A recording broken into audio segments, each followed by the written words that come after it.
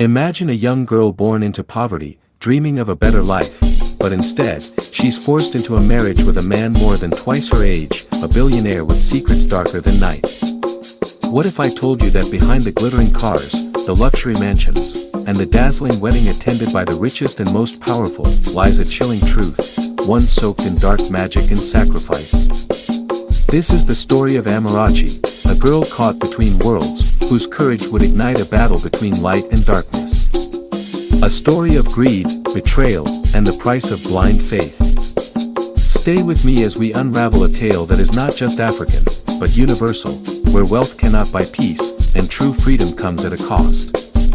This is the Chains of Gold. In the small village of Amarachi, the earth was red, the air heavy with palm oil and dust, and dreams often died before they were born. Amarachi, 17, was the kind of girl whose eyes saw beyond mud huts and struggling cassava farms. Her skin glowed like fresh shea butter, and her laughter carried hope her parents never had. Her father, Papa Nadazi, was a broken man. After years of failed harvests and mounting debts, he walked with stooped shoulders and silent regrets. Her mother, Mama Ifioma, kept hope only for better days, ones paved with gold, not mud. They lived in a one-room mud house. Amarachi often shared sleeping space with her younger siblings on mats made from raffia palm, covering their bodies with old wrappers.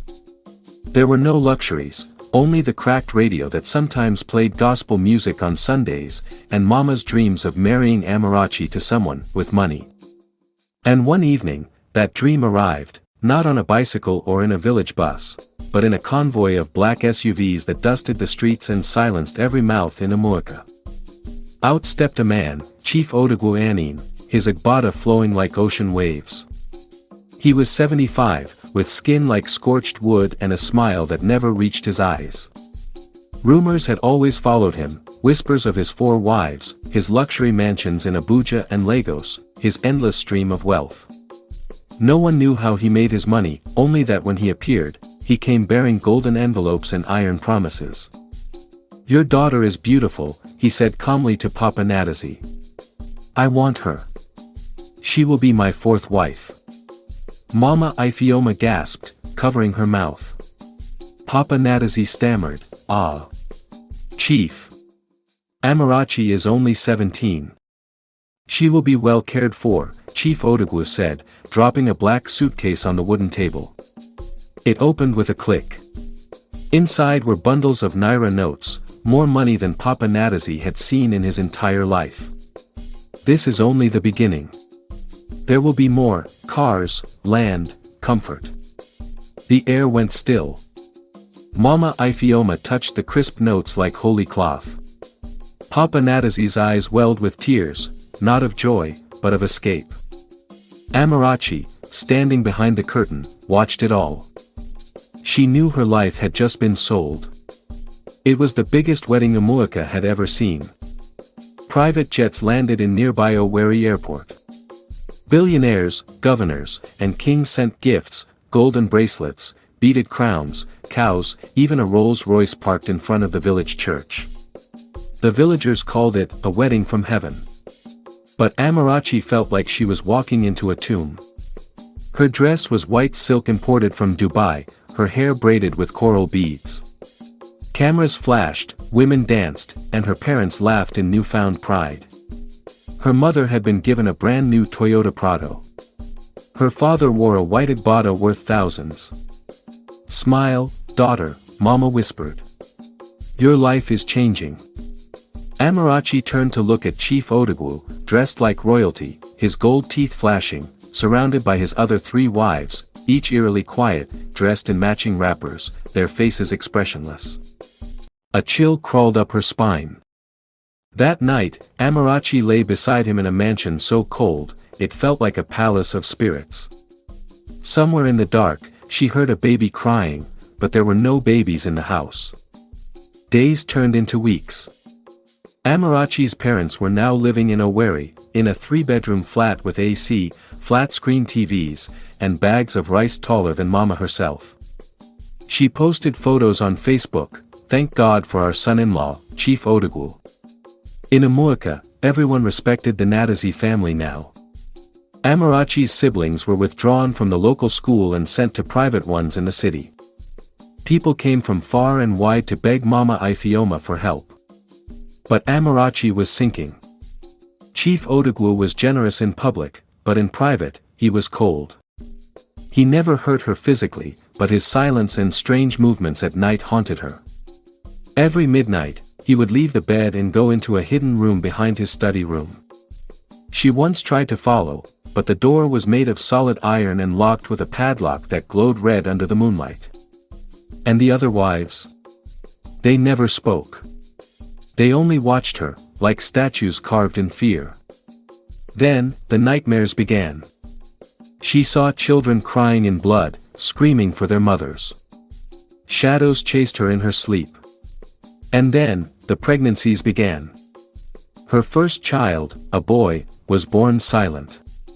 Doctors called it sudden infant death syndrome. Chief Odogwu barely reacted. He gave her a new car and told her not to cry. The second baby, a girl, died 3 months in. Lung complications, they said. The third was born with twisted legs and no speech. He died at 2.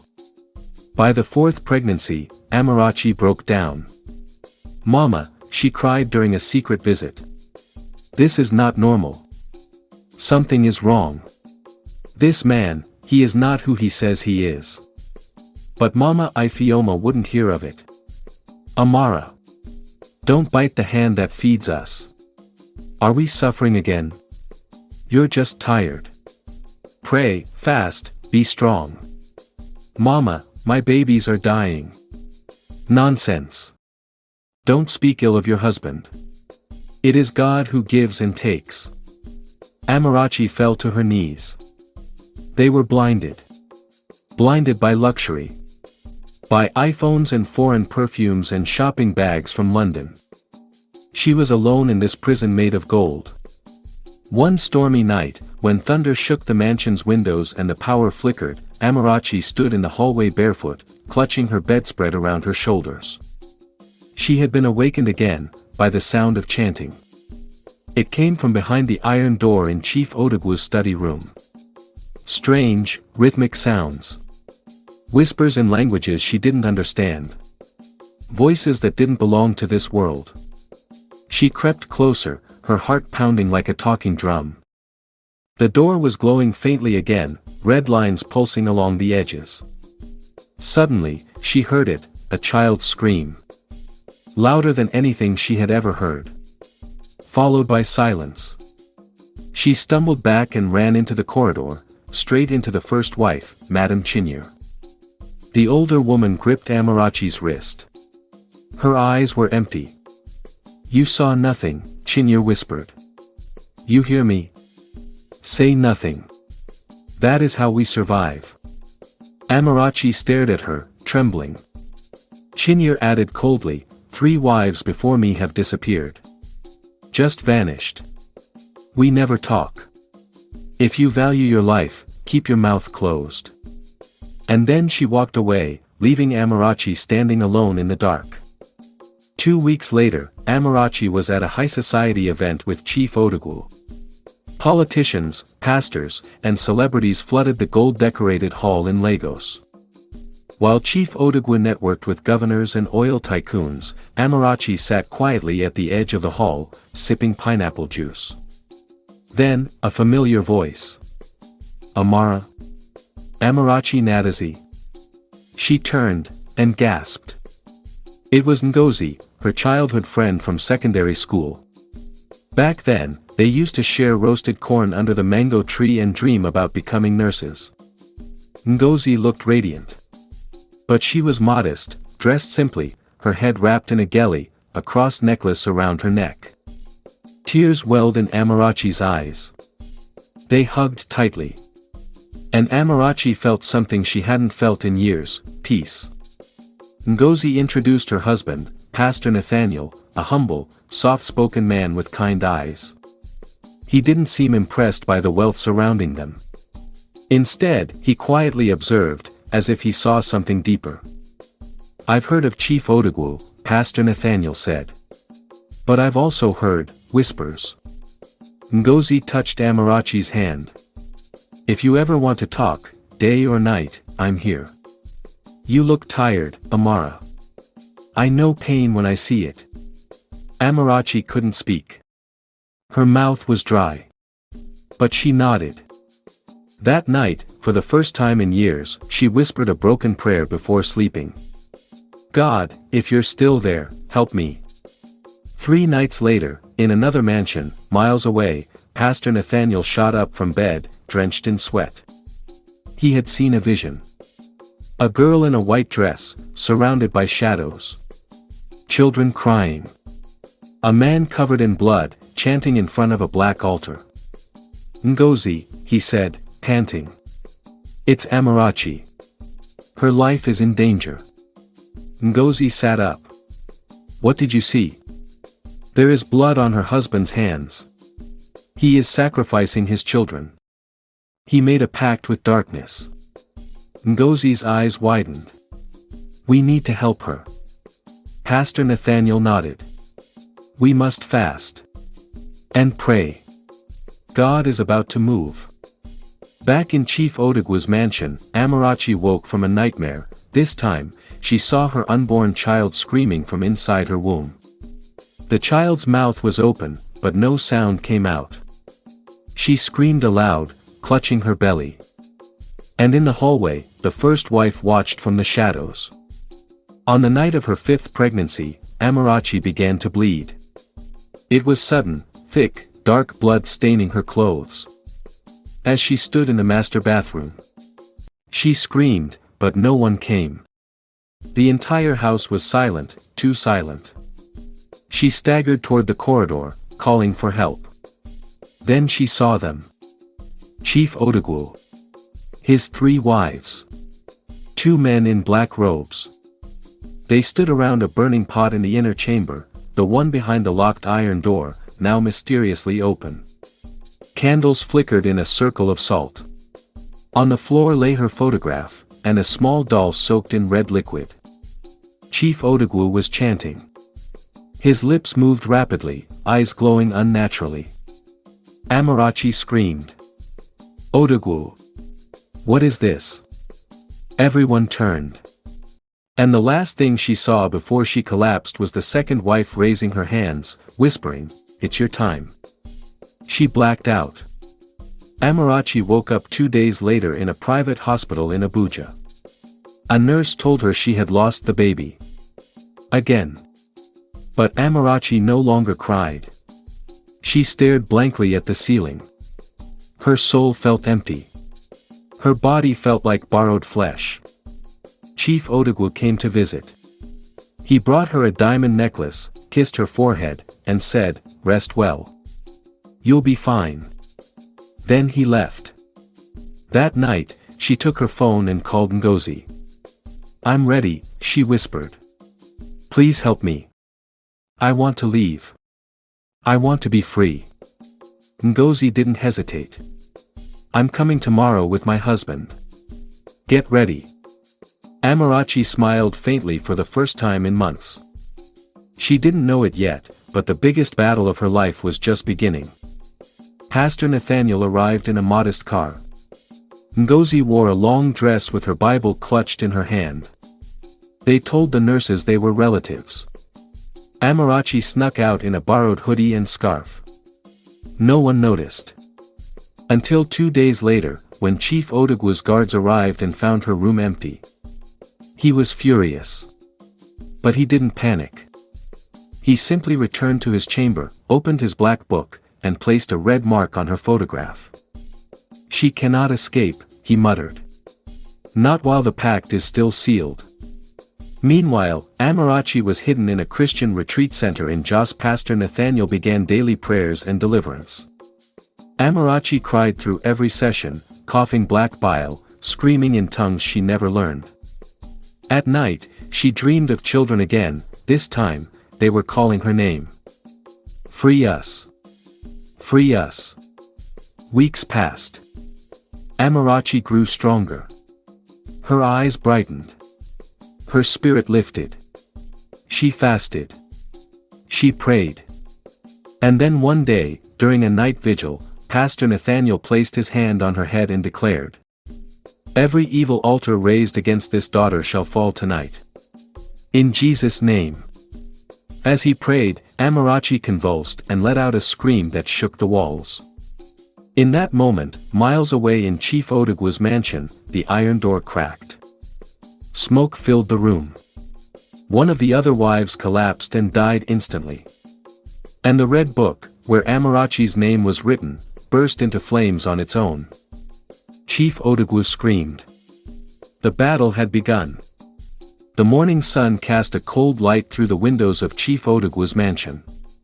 The scent of burnt paper and sulfur lingered heavily in the air. The once majestic iron door was cracked and blackened, a dark reminder of the power that had been unleashed.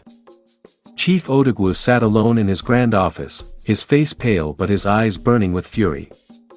The destruction of his red book had shaken him to his core, but he was not defeated. "No one breaks a pact with me," he growled. His voice echoed through the marble halls. Outside, the house was eerily quiet. The other wives whispered in fear, but none dared confront the chief. They knew better than to question the man who controlled their fates. Meanwhile, in the quiet retreat center in Jos, Amarachi awoke from a deep sleep drenched in sweat. Her heart pounded, but there was a strange peace in her chest, a peace she hadn't felt since her childhood. Pastor Nathaniel was there, watching over her with gentle eyes. "You're safe now," he said softly. "But this battle is far from over."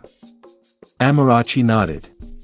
She felt strength rising inside her like a river breaking through a dam. She was ready. As days turned to weeks, Amarachi learned the full cost of her captivity.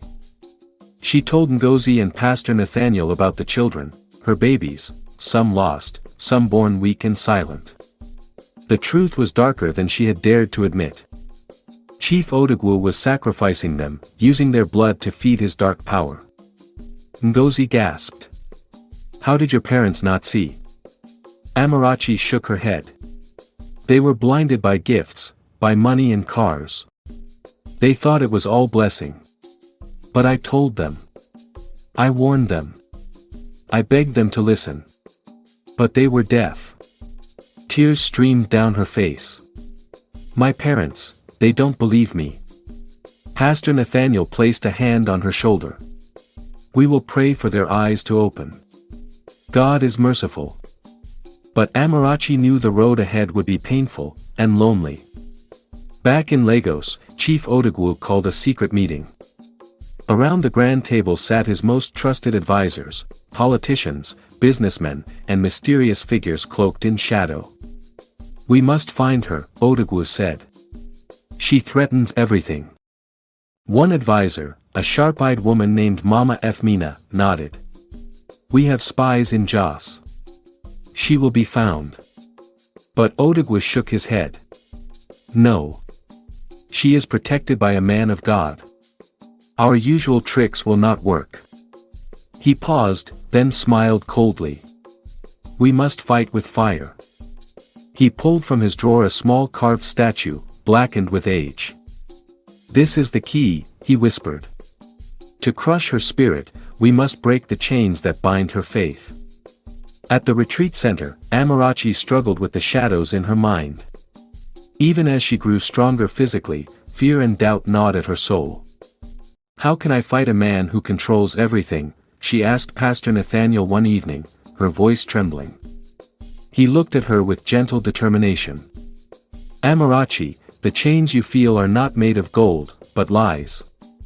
The enemy's power is great, but God's power is greater." She wanted to believe him. But the memories haunted her, the nights her babies cried in silence, the whispered chants behind the iron door, the cold smiles of her parents when she warned them. And worst of all, the loneliness. She had been a daughter, a friend, a schoolgirl once. Now, she was trapped in a world where no one truly saw her pain. One night, Amarachi woke suddenly. Outside the window, lightning flashed, illuminating the sky like a divine spotlight.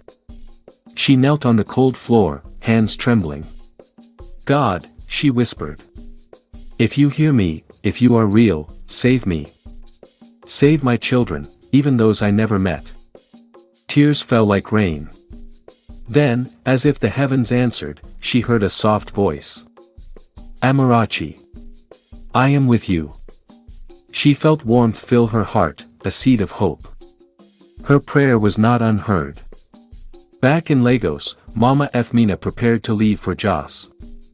Disguised as a weary traveler, she boarded a bus heading north. Her mission was clear: find Amarachi, break her spirit, and bring her back, or destroy her. But Jos was different from Lagos. The retreat center was surrounded by mountains and thick forest. Efmina moved cautiously, relying on contacts and whispers. Days passed. Then, one evening, in a small village market, she saw a woman selling food. Her face was familiar. Amarachi. Efmina approached quietly. Looking for a friend, are we? A voice said behind her. Efmina turned sharply. Pastor Nathaniel stood there, calm but resolute. This woman is under God's protection, he said firmly. Efmina smiled coldly. We shall see. At the retreat center, Amarachi felt the pressure mounting. Mama Efemina's presence was a shadow looming over their fragile sanctuary. But Pastor Nathaniel and Ngozi refused to be intimidated. One evening, they gathered the small community for a night of prayer and fasting. Candles flickered. Voices lifted in song. Amarachi stood in the center, tears streaming, her heart pouring out in worship. Suddenly, the doors rattled violently. Mama Efemina's spies had found them. But as the women and men prayed louder, an invisible shield seemed to surround the place. The intruders fled, whispering curses. Pastor Nathaniel declared, "No weapon formed against us shall prosper." Back in Lagos, Amarachi's parents sat in their lavish home, surrounded by gifts and luxury. But their nights were restless. Each dream was haunted by cries and shadows. One night, her mother, Mama Nkechi, called a family meeting. "We have been blind," she said, voice shaking. "Our daughter, she was right." Her husband, Papa Obinna, nodded slowly. "The money, the cars, it was all too easy. We did not ask questions. We turned away from the truth." They decided to seek help from their church. A pastor came, prayed over them, and warned, "Darkness cannot hide forever. You must break the chains of greed and open your hearts." The parents began to repent, but the road to healing was steep. One night, Amarachi dreamt again. Chief Odogwu appeared, his eyes blazing red. "You will never be free," he hissed. "Your soul belongs to me." But a light surrounded Amarachi. Pastor Nathaniel's voice echoed in her ears, "The Lord is your refuge." She woke, heart pounding, but stronger than ever. Amarachi knew the fight was not over. But she was ready. Amarachi awoke to the soft chirping of birds and the first light of dawn filtering through the window of the retreat center. The weight of the past months seemed lighter. Her heart was filled with a new sense of hope. Pastor Nathaniel was already preparing breakfast in the kitchen when she entered. "Good morning, child of God," he greeted her with a smile. Amarachi smiled back. "Good morning, Pastor. I feel different today. Stronger." Ngozi appeared from her room, holding a letter. "It's from your parents," she said. Amarachi took the letter with trembling hands. It was an apology and a promise. They wanted to meet her, to understand, to make amends. Tears of relief streamed down her cheeks. For the first time in years, she felt the warmth of family returning. A week later, Amarachi's parents arrived at the retreat center. They were humble, dressed simply, and their eyes were filled with regret. Mama Nkechi embraced Amarachi tightly, whispering, "Forgive us, my daughter. We were blind, but we want to walk with you now." Papa Obinna nodded, tears falling. "We were greedy, but we see the truth now." Pastor Nathaniel welcomed them warmly and led them in prayer. For the first time, Amarachi felt a fragile peace growing inside her, a seed of healing. News of Amarachi's escape and growing strength reached Chief Odogwu like a thunderclap. Enraged, he prepared for a final confrontation. In the dead of night, he summoned his dark powers in the same inner chamber where the evil pact was first made. He called upon his spirits, his voice echoing with rage and desperation. But the ground beneath him trembled. Far away, Amarachi, surrounded by Pastor Nathaniel and her parents, prayed with a fervor born of hope and faith. Suddenly, the skies opened, lightning struck, and a powerful wind swept through the land. Chief Odogwu screamed as his dark power was broken. The iron door slammed shut forever. His reign of terror was over. With Chief Odogwu's dark reign shattered, a quiet calm settled over Amarachi's life. But healing was not immediate, it was a journey of small steps and painful truths. Amarachi spent her days helping other women who had suffered under similar darkness. She shared her story, her wounds still fresh but her spirit resilient. Ngozi, her faithful friend, stood by her side, organizing community prayers and support groups. At night, Amarachi's dreams were filled with the faces of her lost children, and she wept for the futures stolen from them. But she clung to faith, knowing their spirits were free. Mama Nkechi and Papa Obinna worked tirelessly to rebuild their family's trust. They gave up their lavish lifestyle, returning to their village to help those in need. Money is not worth a soul, Papa Obinna told their neighbors.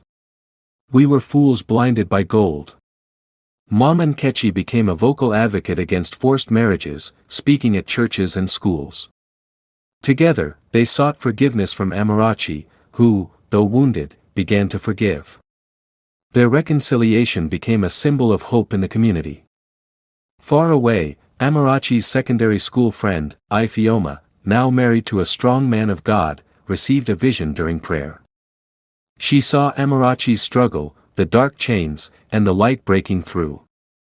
With her husband's guidance, Ifeoma sent a message of encouragement and support to Amarachi. Their reunion was emotional, a reminder that faith and friendship could withstand even the darkest trials.